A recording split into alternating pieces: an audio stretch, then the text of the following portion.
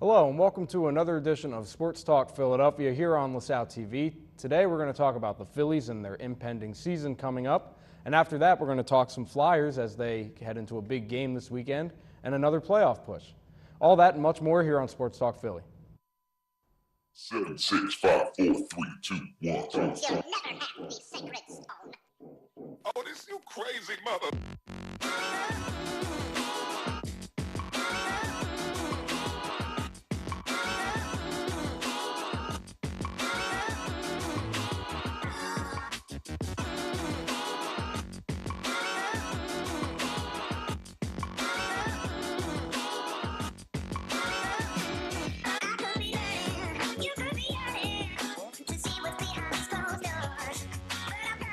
Hello and welcome back.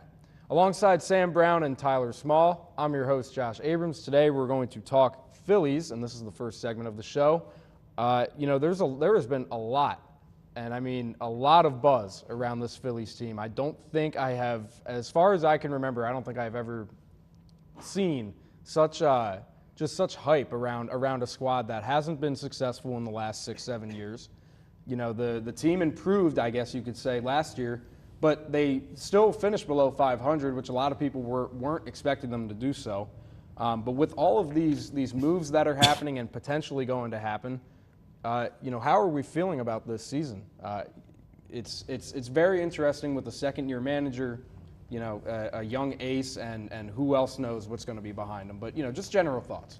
I'm excited for the season. They put a lot of work into the season thus far, acquiring JT Realmuto, acquiring Gene Segura, and signing a good bullpen arm and a good outfielder. So this season is coming in with high expectations, and all they need to do is top it off with a big star like Bryce Harper.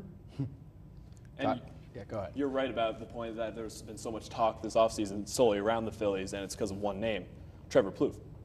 Thank goodness we got him. That's been the whole talk of this offseason. But besides that, it looks that since we are pushing so hard on Harper right now, and there's no clear indication of what's going to happen there. I think besides that, I'm still very content with the offseason that they've had. A huge signing of a former MVP, Andrew McCutchen, is going to be humbling for the dugout with some people like Rhys Hoskins becoming who he should become, which is going to be an all-star. And just JT Realmuto, who is just hitting his prime. I think those moves alone, along with David Robertson, finally helping that bullpen that was such a big struggle last season, that put us below 500. And I have to say, at this point, they have had a very good offseason, but when Matt Klentak came out and said that it has been objectively excellent, you can't really you can't really say that until you sign a big star, and there's still a little bit more work to do. Since the last pitch of the World Series to today, they've been expecting to spend a $300 million check on somebody. And if it doesn't happen, it's easy for fans to not be okay with that. And I'm glad you guys brought that up, because we'll talk about Harper later. But I mean, I think regardless of if we get him or not, we can't necessarily we can't bag on the fact that we didn't get him if we don't get him, because we did improve in this offseason. And the first headline move that we're going to look at here is JT Realmuto. One of the best catchers in the league from Florida, formerly Miami. This was probably, even though it was the most recent move, but it was also probably I'd say one of the bigger ones besides Gene Segura. What do you guys think about us acquiring arguably the best catcher in baseball? The best catcher in baseball to this point. I liked Jorge Alfaro, but if they say that if you can get something better than what you have, they went right after it, and JT Realmuto is, he's a good resource to have to be playing in 130 or so games throughout the year. He's playing in the smaller ballpark now, so the kind of bat that he brings to the plate's going to really be amplified this year. I think it's huge. As you said, the best catcher in baseball, with Buster Posey being hurt right now. And I think the best can only get better with him. He had great offensive numbers, some of the best of a catcher, and he had batted 100 points lower in average and 200 points lower in slugging in his home ballpark. Marlins Park, 82 games a year, killed him. So now that he's going to have, 8 games at most there now, and he's going to be having a new home park, new people around him, and a new coaching staff that isn't just playing AAA ball, basically, because that's all the Marlins are right now. So giving him up without giving up our whole future, only giving up Sixto Sanchez, which was our #1 prospect, but it wasn't a huge package deal. I think it's huge for this organization. And the Robertson trade, I think really helped that out because Sixto is young, but from what I've heard, he's also had elbow issues, arm issues, Yeah. and I mean, in sports, I'd say the worst injury is probably somewhere in the knees because you can't really rehab from that. But if you're a pitcher, if you're the top prospect as an MLB pitcher and you have an arm and you're notorious for having an arm injury, I don't really think that would sit well with some of our fans.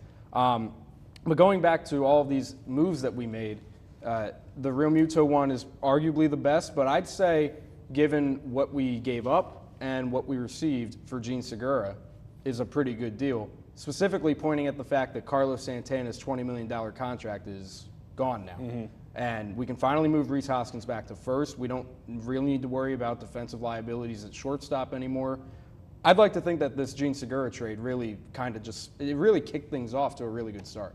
It was one of the earlier moves, you're right, and it really did get us off to a good step because then bigger players signing, knowing where the Phillies' mindset is for this upcoming season, helps other players come along with the trains. Then we got to the Dave Robertson trade, then we got to the Andrew McCutchen trade, and just having that, like you said, there's no question that the shortstop position now is huge. Now Hoskins opens up an outfielder spot for Harper potentially, and I think all around it was a great move. Do you have any thoughts on the Segura move, Sam? I mean, it only opened the door for bigger moves. It definitely made the Phillies a more attractive place for some bigger name free agents to want to come here and play. And it's definitely getting them back in the conversation for contending for not only the division, but maybe the National League. All right, now we need to get to it. You've hinted at it too many times now. What's going on, man? I mean, we've talked about it on this show multiple times, but now we have extended time to talk about it. What is Bryce Harper doing? What's going through his head right now? I'm almost positive that the competition for getting him is starting to get slowly but surely more thin. Spring training's about to start in less than a week, and we still don't know what uniform Bryce Harper will be putting on in the start of the 2019 season. So, you really can't dive into his mind, but from your guys' standpoint, why do you think he's been holding off so long? I don't think it's so much him. I think it's more, they've been saying that it's more his agent who has been competing with the other agent, specifically Machado's agent, to try to get the better deal for his player. But now that Machado has signed, all that Boris and Harper need to do is put that pen to paper and just take whatever the best deal that they can get from anyone. The Nationals don't want to give him a long-term deal. The Giants don't want to give him a long-term deal. So that really just leaves the Phillies at this point, unless there's another mystery team that might surface again. And you're 100% right. Scott Boras, I think, has more of a say in this than Harper does. And as you said it as well, all these teams are starting to get weeded out as we go along. The Padres are officially out on him after giving up that paycheck to Machado. And you also see the Nationals just came out today saying that they're not going to be giving him a max contract at all because wherever he's signing, he wants big dollars and a long contract. So he's not going for a short-term deal. So I think nobody knows where he's going to be in a week. I don't think he knows where he's going to be in a week because he just seems to be all over the place.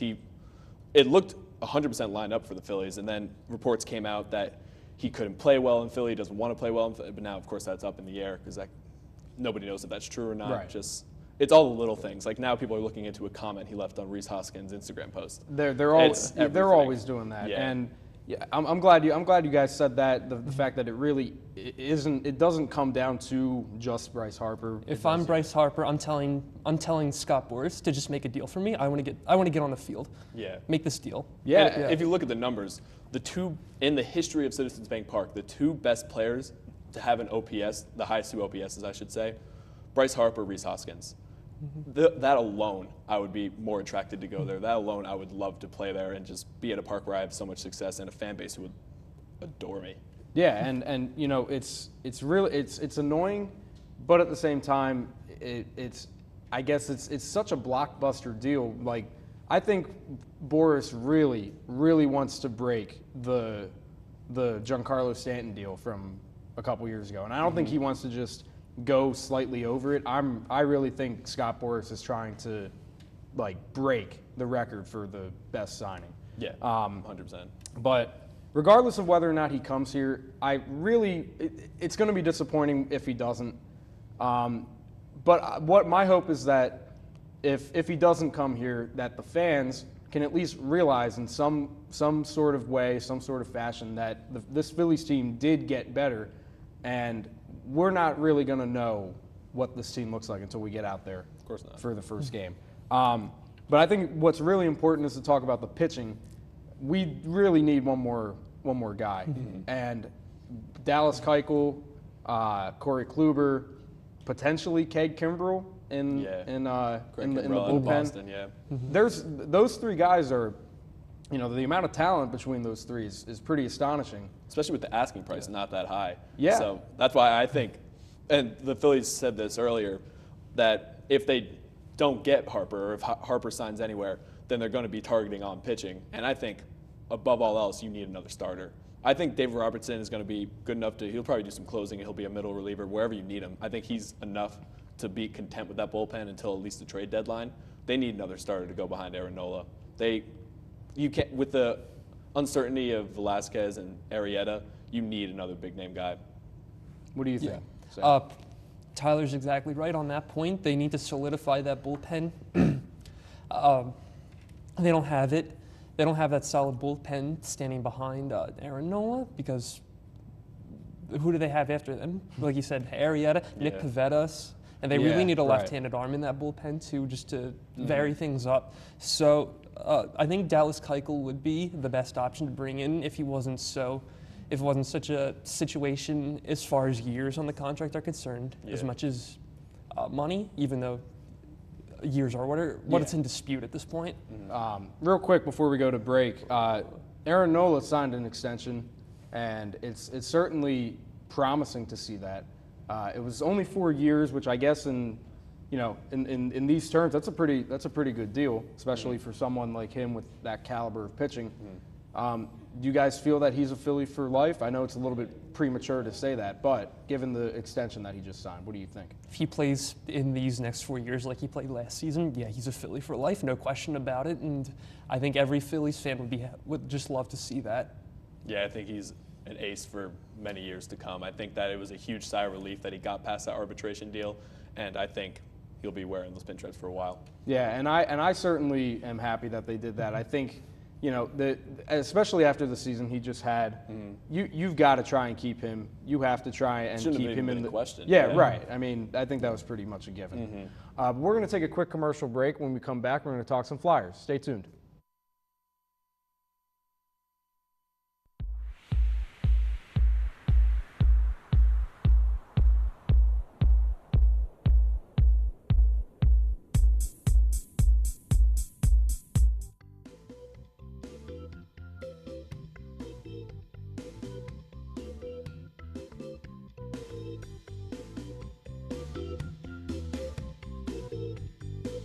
According to the Mayo Clinic, exercising has stress-busting benefits by bumping up your endorphins and improving your mood.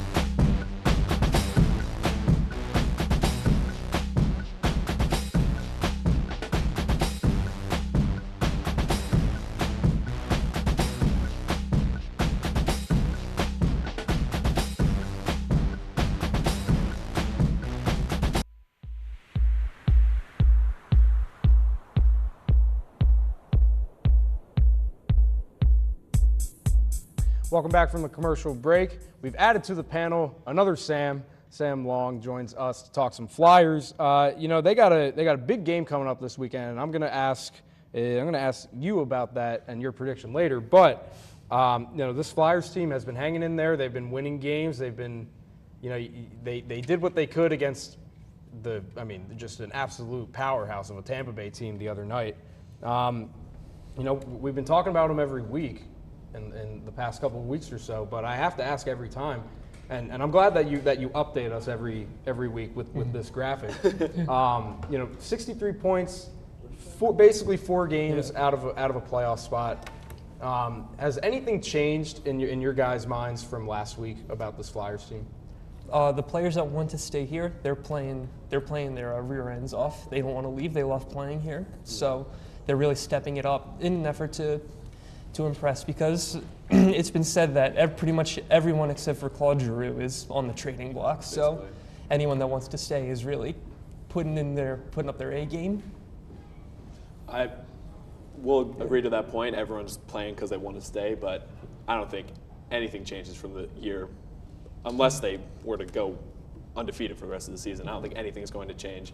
I think it's almost better for the team if they miss the playoffs, because they need that kick, they need that jolt to try and change everything, to sell everyone besides Giroux, because I don't think this is the first time they've said that before, where everyone's free to be traded except for Giroux, and then the same exact team comes back next season with the same exact coaching and front office. So I think they need to miss the playoffs. I think they can't be content with losing in the first round, and hopefully they can have a jolt of energy. Yeah, I'm going to agree with you. I think that it'd be better if they missed the playoffs, but I really don't think anything's slowing this team down right now. I do think they'll make the playoffs. I don't know how far they're going to go.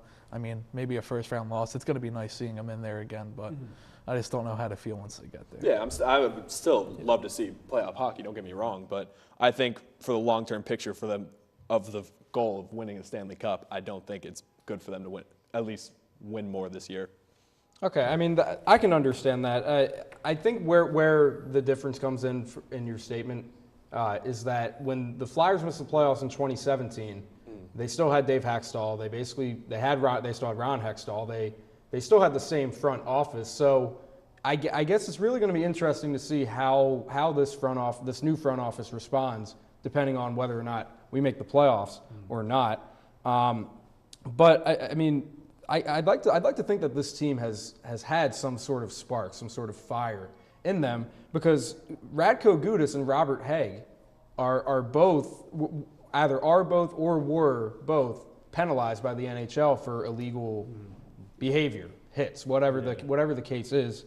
Do you think there's any sort of significance behind the discipline that these two are facing? Do you think it's something like one of them sending a farewell, or just anything along those lines?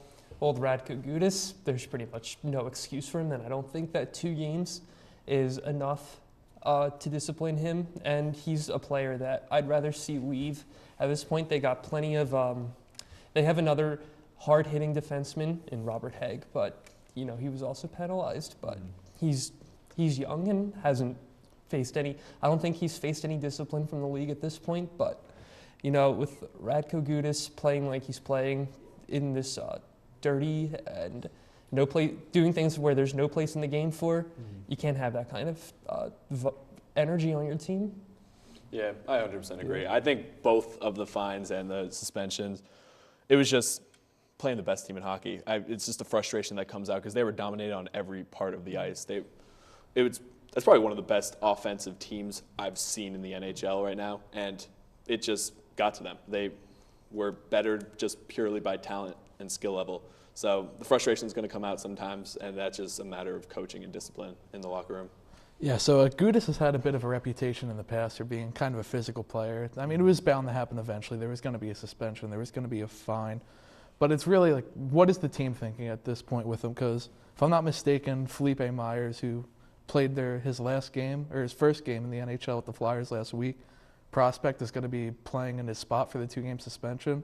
I don't know how well he's going to fare, but I'd prefer to have Gudas there just to try to get us to this last stretch, try to get in the playoffs. So yeah, and I mean, like I said, that kind of play, while it's definitely illegal, I'd like to think that it would fire some spark into these guys. I mean, like we said, they're not that close, but they're close to a playoff spot. So that'll be interesting to see what happens. But Sam, talk about Travis Konechny and Oscar Lindblom. These are relatively new faces in the organization that are making their mark on the team. Yeah, and they both had big weekends this past weekend. It's been a window of opportunity for the younger players to step up, and they did exactly that. You see that Konechny scored the game-winning goal on Saturday against Detroit in overtime, so he's getting the job done. Oscar Lindblom, as you saw, had 4 points in his last 2 games, or 3 games.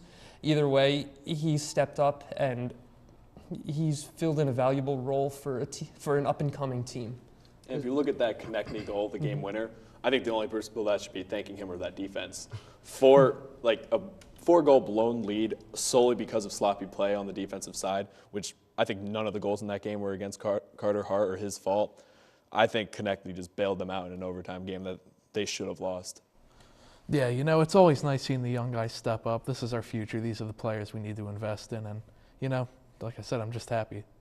Now, speaking of young guys, it's worth noting that while we have Carter Hart, and we're probably going to have him for a while, the Flyers did get rid of Anthony Stolarz. And how much we covered this last week, I'm not 100% sure, but I would like to think that that was a good move because I don't know what exactly Carter Hart is going to teach Anthony Stolarz. And at this point, acquiring Cam Talbot might have been good for the team simply because of his age and veteran experience. What do you guys think about this recent acquire? I'm going to disagree. I didn't think that it was such a great idea to bring in an aging backup goaltender who doesn't really have an impressive NHL record. I think Carter Hart can be teaching Cam Talbot instead. At this point, Cam Talbot has not done anything significant in his career. Carter Hart has already played better than Cam Talbot up to this point, and Cam Talbot has played on much better teams back in his days with the Edmonton Oilers and the New York Rangers. What do you think? I agree with you, Sam. I think that this is a player that's past his prime. His best year was in 2017, and even in that year, his save percentage was barely over 900. So I think hopefully he could just have that veteran presence that actually helps Carter Hart, helps him learn just more about the NHL. But I don't think there's anything that he could teach him about keeping the puck out of the goal. He seems to know everything himself. He just needs to know how to mature. And because you do still see some of the rookie mistakes. You saw the other day, he almost gave up a goal in the first minute against the Red Wings, I believe, with that pass pretty much to. And he's done that multiple times now. He doesn't know how to leave the net sometimes, and that's something that he could be taught. But I did not see anything positive out of this trade. What did you think, Sam? Yeah, I don't like it. The way Stolarz was playing, they were talking about it on the show last week, the show right here, that, you know, he was reliable. He was doing a good job. I think it would have been a good idea to keep him. But he really was a good second string. yeah, he was. Yeah. So I guess I'm in the minority about this. My only thing about keeping Stolarz is that, you know, if let's say the Flyers, it's all situational, but if the Flyers were to not make the playoffs, then it probably would have made sense to get rid of Stolarz. But I just think that, you know, keeping 2 young goalies, I think if I'm not mistaken, Anthony Stolarz is in his, second or third year? Mm-hmm. He's a young guy. Mm-hmm. I don't know if the Flyers would have necessarily agreed with keeping 2 young goalies. You know, I get what you guys are saying about Cam Talbot's talent and how much he really doesn't have any talent, but he, at least the age and the veteran presence, just for the maturity. And if you only think about it that way, I guess having those 2 goalies is a good competitive nature to have, trying to fight for your starting spot every single night. And I guess that if Carter had proven that, then they were trying to get away and give him a veteran presence instead. But that's the only thing I could think from this. I don't think he's really a step up at all. I think Stolarz has a much brighter future. Sure. And in this very moment, I would rather him in goal today over Talbot. Yeah, that's understandable. Yeah. But I mean, I don't know. Part of me thinks that you can't have 2 young goalies on the same team. No, you're right. And if the Flyers do end up making the playoffs, they're going to pick Carter Hart. It's pretty natural. Yeah. Did you have anything to say? Go ahead. That same? Okay. So I mean, that's just really how I feel about it. And you know, Carter Hart obviously is going to be the guy for the future. Mm-hmm. You had to get Stolarz out of there. That's just how I felt. But we're going to move on to Fast 5. And Sam Brown, we're coming to you first. As I mentioned earlier, Saturday, the Penguins visit the Link, not the Wells Fargo, the Link, in the Coors Light Stadium Series game. Who wins and why? I'm going to have to take the Flyers in this one. The Flyers are going to have that fan energy that they always have coming in, especially in the outdoor game, in the bigger stadium. It's going to be louder. It's going to be more exciting. The only thing that might hinder my prediction for this game is the Flyers' record in outdoor games all time, and they had already lost to the Penguins in the Stadium Series game when it was out in Pittsburgh. So that's what I have some trepidations about, but other than that, I think the Flyers take this one. Tyler, we're going to come to you. We're moving on to college basketball, and the big headlines of Zion Williamson, who is one of the big reasons why those tickets were so expensive, gets hurt in the first minute. What do you think he should do? Do you think he should try and come back and help lead Duke to a championship, or stay and wait for the NBA draft? If he's healthy, and I hope he is, he 100% should. And if he's not, he should be fined. I think there's zero reason that he could stay out of just leaving it for the draft. He should just give himself up, shouldn't worry about it. So I think that he definitely needs to play the rest of the season. Sam Long, as a result of that, what's next for the shoe game? Well, I'm wearing Nikes right now. I'm scared to go outside. I'm not going to lie. If I take one step, if I hit a pothole, my foot's coming out. I'm breaking it. I'm suing. But like, for all I know, like, this could be sabotage. I don't know. There's a lot of variables in this whole situation. It's scary. Yeah, it is kind of scary. Nike stocks have dropped very far, but that's beside the point. Tyler, we're going to come to you. Manny Machado signs that big deal with San Diego. Thoughts? Absolutely hate it. He makes a point of how he wants to be somewhere long, and winds up just coming out that he just wants the money. He just wants a nice place to live, a nice place to play, and I guarantee you he's never going to win in his 10 years a World Series with the San Diego Padres. And one little point to add is, if he's worth $300 million, Mike Trout in 2 years when he's a free agent should be worth $400 million. I think he's worth that much more. Sam Brown, I got to ask you, man. Le'Veon and Antonio Brown, are they coming here? Do you want them here? Why and why not?